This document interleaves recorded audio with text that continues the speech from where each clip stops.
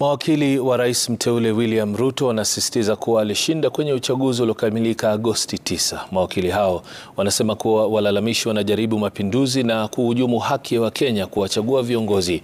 Aidha, wanaitaka mahakama kutumia mamlaka yake na kutupilia mbali kesi hiyo. Na kama anavyotuarifu Faiza Maganga, mawakili wa Ruto wanasisitiza kuwa uchaguzi wa viongozi sio jukumu la makamishna. Mawakili 7 wa utetezi wa rais mteule William Ruto walizamia pakubwa matukio katika vituo vya kupigia kura na hatimaye kuwasilishwa kwa matokeo katika ukumbi wa Bomas. Mkutano kati ya maafisa wa baraza la usalama na makamishna wa IEBC ukitajwa pakubwa kama ambao ulinuia kuvuruga matokeo ya uchaguzi. The events on that fateful day mirror what, in our respectful view, took place on January 6, 2021, when a rowdy gang of violent protesters laid siege on Capitol building in Washington, D.C., in the United States of America, following the spectacular defeat of Donald Trump as president of that country.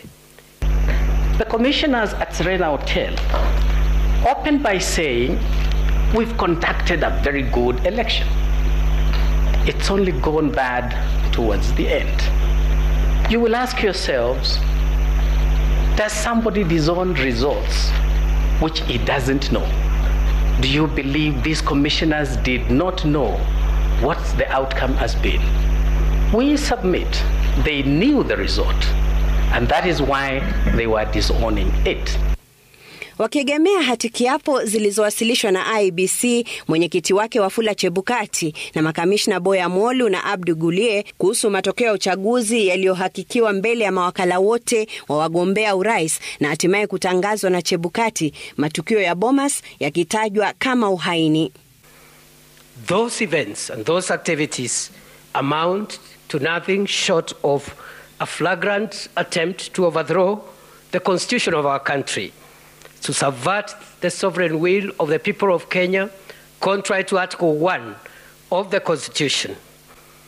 It is our view that those events alone constitute nothing but an attempt to establish a government unconstitutionally, contrary to Article 3(2) of the Constitution. And in our humble and respectful view, Chief Justice, my lords, my ladies, the events of that day are basically an attempted but failed coup d'etat. To take into account that there appears to have been a mistaken impression that presidential elections are determined by commissioners. Anybody who wants to become the president of Kenya must have in his corner the Kenyan electorate. And that voter who turns up in the polling station, not the one who stays away. And if you convince that voter who turns out and you get the majority of votes, you become the president. 7 commissioners cannot make you the president. Mawakili wa Ruto wakishikilia kuwa aliibuka mshindi kwa kutimiza mahitaji ya kikatiba. That the first respondent won these elections fair and square. You've had the submissions and the evidence that has been presented by the midwife, IEBC. And they have made it absolutely clear that this election was conducted in accordance with the Constitution. It was computed in accordance with the Constitution. And they have a very clear winner as to who obtained the highest number of votes and made all the requirements required by Article 138(4). The victory of 2022 presidential election is, I urge the court to give the baby to the legitimate and lawful father, who is Honorable William Samuel Ruto. wakisema walalamishi walitaka uchaguzi urudiwe ilhali hakukuwa na dosari yoyote. Honorable William Ruto, give him his baby. Don't divide the baby. The petitioner here is telling you, you either give me the baby or cut the baby into two. Nullify the election. Solomon used that in this year to know who was the true mother of this child, because no mother would want a baby chopped into two.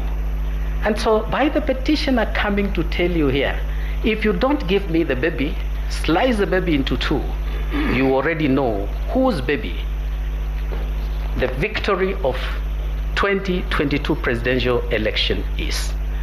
I urge the court to give the baby to the legitimate and lawful father, who is Honorable William Ruto.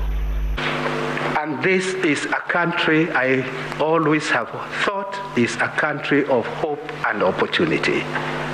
Hope and opportunity for each and every Kenyan, a child from humble origin ought to aspire one day to be a Chief Justice of this country.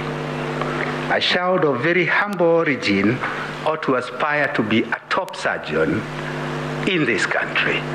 I say all this because, in all fairness, unless we show hope and opportunity to all, then we'll be missing an important aspect of our growth.